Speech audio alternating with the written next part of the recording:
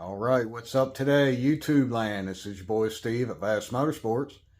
I want to do a little video today. I'm not going to go into a whole lot of detail this time on how to actually hook the stuff up and the procedure, but I just wanted to go over a stereo install I'm doing here for my son today. He picked up some pretty nice equipment, actually. We got the 2010 Dodge Ram. This is his truck. And it just had a factory system, nothing special at all. Matter of fact, the screen got cracked, so you couldn't really do any adjustments like on the audio and different settings and stuff on it. So let me show you what we got picked up here and what I'm installing. So you went ahead and grabbed the Alpine. I talked him into getting the Alpine because I feel like they're one of the best top quality as far as a head unit that you can get. And he wanted something with the Apple CarPlay and all, and this one does have it. So that's the ILX 407 model. This one does not have a CD player, which is fine. You don't need it nowadays anyway. Who wants a CD player? Who's even got that? My son don't even know what a CD is probably. But also we got the backup camera along with it. I ordered some 4-gauge wire. It doesn't necessarily need the 4-gauge, but I figured, what the heck? I found a deal on eBay like I do. And if we're going to wire it up anyway, I might as well have it set up for the future in case he wants to do something a little more radical. And so I got the kit that I ordered was the DS18, and it happened to come with about 5 feet of ground and I think about 20 or so of the power. And what I did was I just found a spot over here. I'm not sure if you'll be able to see it or not. I was looking around, I found a grommet. That's where the shift cable comes through, or the throttle cable or something. I'd have to look again. But anyway, it was just where a cable come through, and there was plenty of room on the grommet there to where I could just take a drill bit, same size as the wire, drill a hole from the inside out. That's what I wanted to check, was I wanted to make sure that when I went inside the vehicle, under the dash, that I was going to have enough clearance. And show you what I got here. That's where it's coming out. And actually, that's the hood release cable, I guess.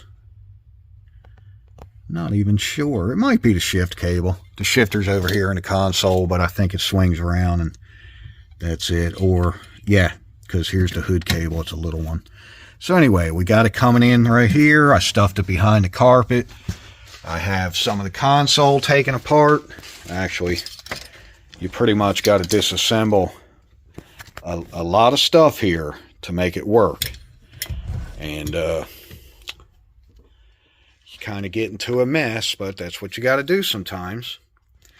And I got the wire run out the back of the console there. This is a self-contained 12-inch JL audio. I believe it's 400 watt at least. I was going to say it might be a 5, but I know it's at least 4. And it's got the little amp built right into the side of the box there, which is a good setup because it's a small, slim enclosure, and it does have the amp, crossover, everything is built right in. And that's good because we know we're going to have optimum performance. When you're dealing with JL audio, you're dealing with the top of the line. If they have the box designed that way and that special slim speaker in there with their amp, we know we're good to go. We took out all the guesswork of me building him a slim box or something to go behind his seat, because this is a regular cab truck. So there's not a heck of a lot of room. But that thing definitely fits and has plenty of room behind his seat. I told him to get up here and vacuum all his trash out while I got everything taken apart. So he's going to come do that. But let me fill you in on a little something else we got here. Hold on just a sec. Sorry for the poor lighting. Inside the truck like this, you don't have much to work with except a light over here, so I'm trying to hold it.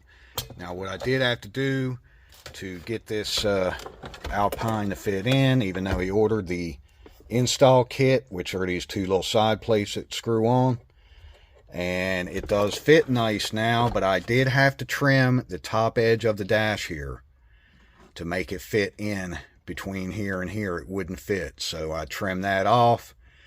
I slid the unit in, make sure the bolt holes were lined up with the adapter plates, and then took his big trim ring and popped it on because I wanted to make sure that it was going to be a nice tight fit around the edge of this stereo, and thankfully it is. So I did right by taking it off the top and not the bottom. It needs to come off the top if you're going to install one of these in your 2010 or so RAM. Also, we went ahead and ordered the wiring kit to where I really haven't had to splice too much on the actual factory harness. Even got the adapter for the antenna. He did get this box here that we ordered for it. That's supposed to keep all your factory stuff working, and this is the second gen, it says second gen Chrysler. That's with factory amplifier, because in the doors and in the back here we have punch 6x9s, Rockford Fosgate punch 6x9s. So those are on the factory amp. And I'll tell you, me just turning the stereo on, I flipped it on just to make sure that I had my wiring so far correct before I ran all the wires to the amp and the rear view camera and all that good stuff. And it kicks on and it sounds clean, very good sounding. So I'm happy there. And I went ahead and installed the mic up here. It come with a mic for the Bluetooth, ran the wire on down, hit it everywhere. It's coming over, it's right here, ready for the stereo. I went to the back and put the rear view camera on, ran that wire up. There's a plastic insert right in this area. I drilled a hole through it under the carpet, came from the bottom up with the wire. The wire's going across under the carpet where you can't see it. And I've got it coming up right here. What I'll do is, now that I have it ran all the way through for the camera, I can take and put all this excess wire together and put a zip tie around them, and I'll be able to tuck it in there, leave just enough here for be able to plug in the back of the stereo. So we're getting real close. I need to run the RCAs, but that was another little thing I did, is even though most Alpine units, what I like about another thing with the Alpines is normally you just hit a button or two to get it to get to the sub control, the volume control, where you can turn the sub up and down. But since we didn't have the stereo in time, I promised them a bass knob because I had another bass knob, and this is Rockford Fosgate here. And what it does, it just plugs right into your RCAs. The RCAs that come out of here and go straight to the amp, they jump into here first and then out of here and go to the amp. So now that's his bass knob, going to be right here in the console where it's real easy to reach, right above it, 12-volt outlet. So that's a pretty nice feature. He likes that too, and it's really going to be nice when everything's back together. And we're getting pretty close. Like I said, I just got a couple more wires to run. I will definitely have a nice fuse block up here, and then I'll have to put a terminal on the end to hook it onto the battery terminal here. I believe I'll be able to just use this stud here. I'm going to have to see if I've got a nice enough terminal that's going to be small on the eyelet but big enough for the 4-gauge. And another little trick I did was back here on the camera. Alright, so back here on the camera, it had a pretty nice heavy ring all the way around the camera. It was made like this, but his girlfriend bought him a guitar heel little tray, whatever ring that goes around, a cosmetic ring around the tag. So what I did was I just took and cut this off. It's pretty heavy aluminum, I'm shocked. And I took and just did a little Sharpie on the edges there. So when the camera is mounted on the 2 screws, boom, he's still got his tag holder like he wants. But the camera will work good like that. So that's just my little touch I did to it. Alright, so I got her all hooked up, testing her out, making sure everything is working. Before I clean all this up and stuff her in there. It is definitely a mess, y'all. That's why stereo shops and body shops and mechanics, they don't want you to see what's happening to your baby behind closed doors. Got the camera working, backup camera. All you do is pop her in reverse, and boom, it automatically comes on. So we're good to go. Everything is wired up. Like I said, I just need to get her cleaned up here. All right.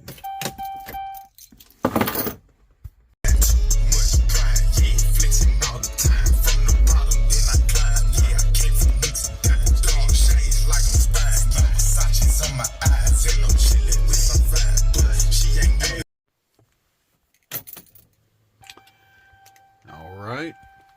Got her all installed. I'm very happy with how it turned out.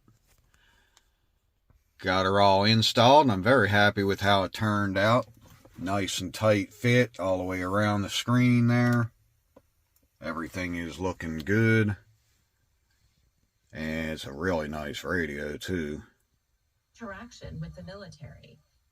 But, anyway, it's got all kind of features. I do like how it does have a nice reverse camera. When you pop it in reverse, boom.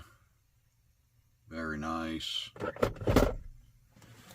And, you know, these are supposed to be wired up to the parking brake to where, see, it won't even let you do any settings here unless you got the parking brake on, but I don't like that in case you're riding down the road and you want to change something on the settings. So I wired in a little toggle right there, and then that way you can adjust your settings or whatever you need to do. It opens up other things in the other apps and stuff that are on it.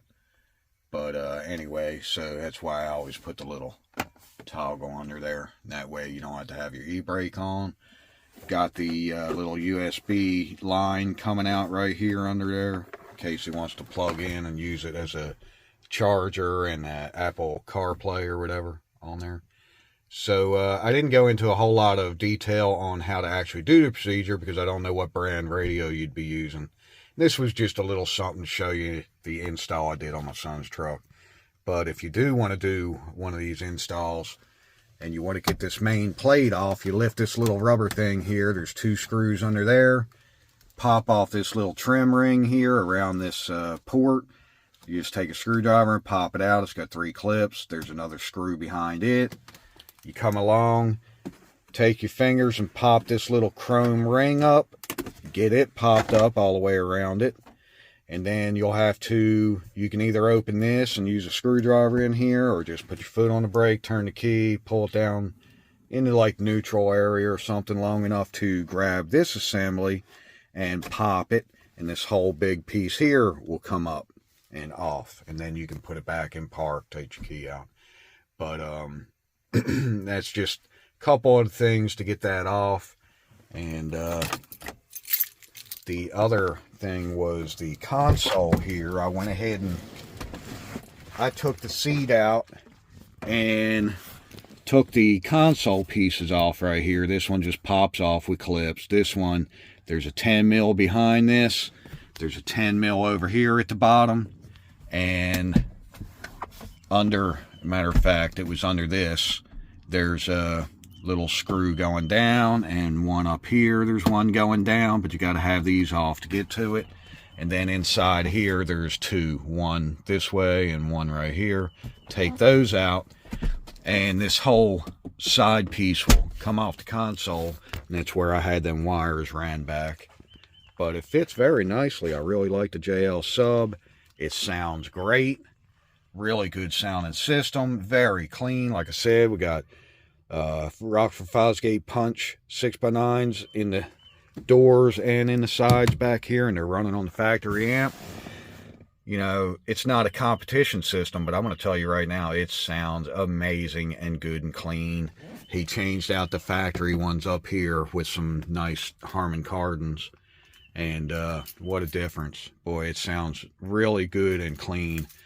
So anyway, that was just our little install that I did here on the Vast Motorsports channel. And let me see if I got, show you one more little thing we got going on here. It was the main power I finally ran and had hooked up. Just jumped right onto the stud right here. Actually went overboard and got 4-gauge ran all the way back. Like I said, didn't actually need it, but it's just for the future in case we upgrade or anything later.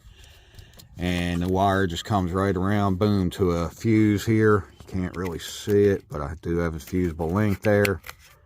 And you always want your fuse as close to the battery as possible in case the wire down through there chafes and arcs or anything. You don't want the wire catching on fire. And see, I've even got the black corrugated stuff on it. And like I said, you seen earlier, it goes right through the firewall there. So anyway, that's my little custom install on my son's truck. Just making it sound good.